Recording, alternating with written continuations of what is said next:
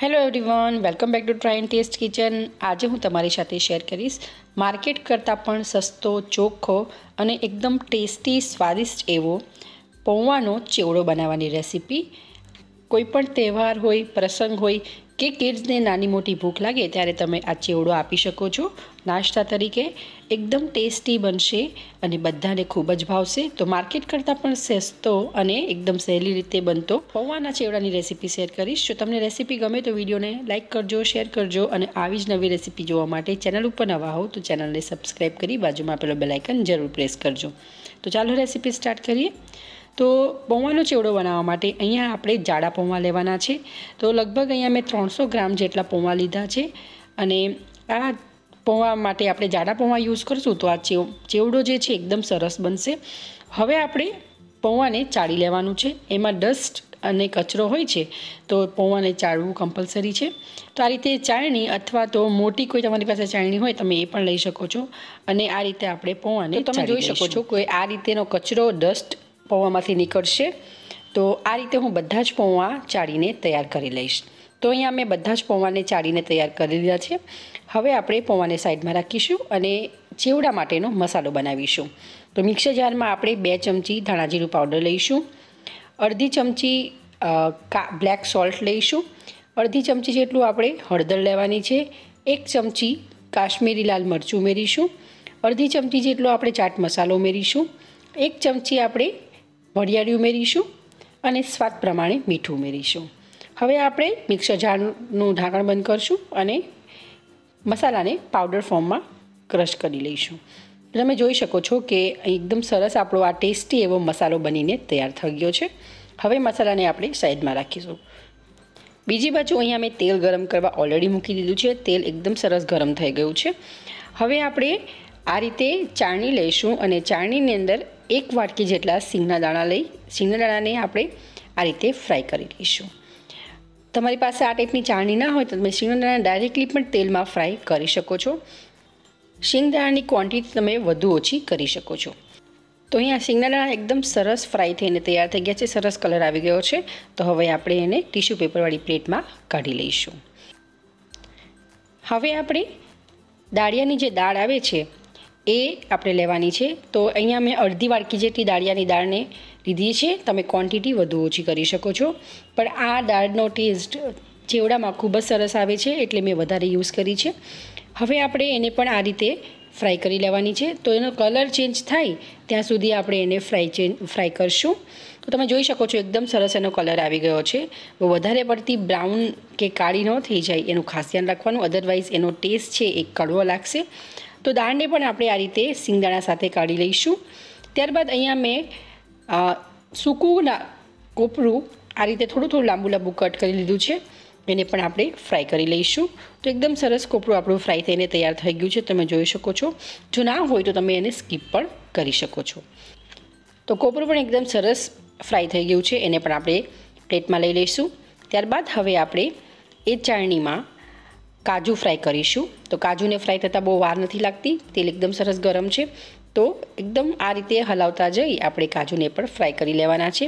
તો કાજુ એકદમ સરસ આપણા ફ્રાય થઈને તૈયાર થઈ ગયા છે, એને પણ આપણે પ્લેટમાં લઈ લઈશું। હવે આપણે મીઠો લીમડો જે આવે છે એ લઈશું અને એને પણ આપણે ફ્રાય કરી લઈશું। મેં અહીંયા ઘણી બધી વસ્તુ જે છે એ ચેવડામાં ઉમેરી છે। આમાંથી કોઈ એક પણ વસ્તુ તમારી પાસે ના હોય તો તમે સ્કીપ કરી શકો છો।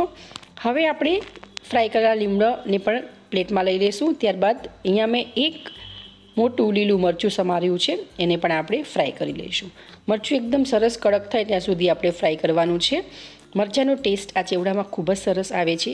જો તમે તીખું ખાતા હો તો તમે લીલી મરચી પણ ઉમેરી શકો છો। મરચું પણ સરસ ફ્રાય થઈ ગયું છે, એને પણ આપણે પ્લેટમાં લઈ લઈશું।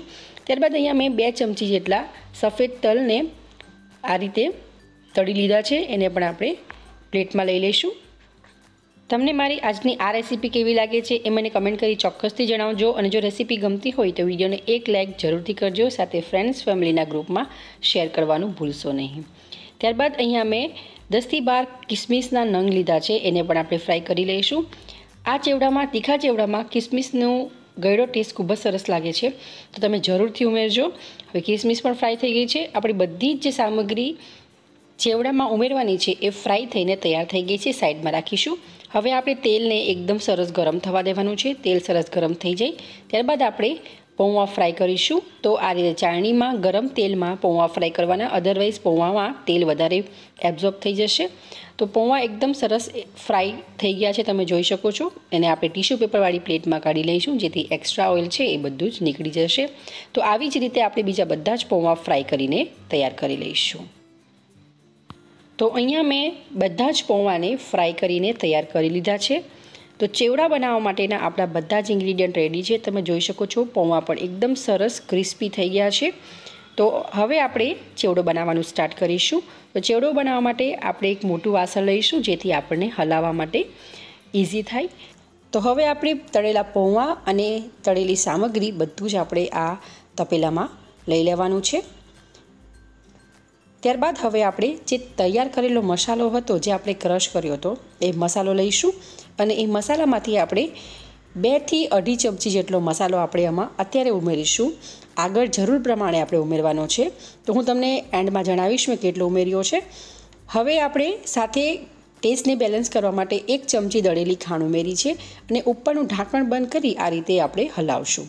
વચ્ચે અહીંયા મેં વધુ 3 થી 4 ચમચી જેટલો મસાલો ઉમેર્યો છે, એટલે લગભગ મેં 7 ચમચી જેટલો મસાલો ઉમેર્યો છે.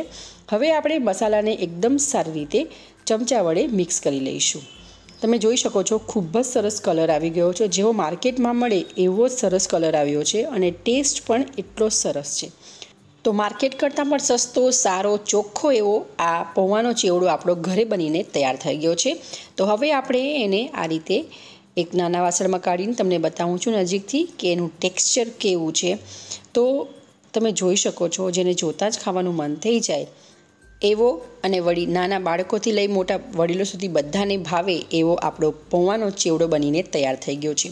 તમે પણ એકવાર આ રીતે ઘરે જરૂરથી બનાવજો અને કેવો બને છે એ તમારા ફીડબેક મને કમેન્ટ કરી ચોક્કસ જણાવજો. જો તમને મારી આજની આ રેસીપી ગમી હોય તો વિડીયોને લાઇક કરજો, શેર કરજો અને આવી જ રેસીપી જોવા માટે ચેનલ ઉપર નવા હો તો ચેનલને સબસ્ક્રાઈબ કરી બાજુમાં આપેલો બેલ આઇકન જરૂર પ્રેસ કરજો. તો ચાલો ફરી મળીશું એક આવી જ નવી રેસીપી સાથે. Thank you for watching.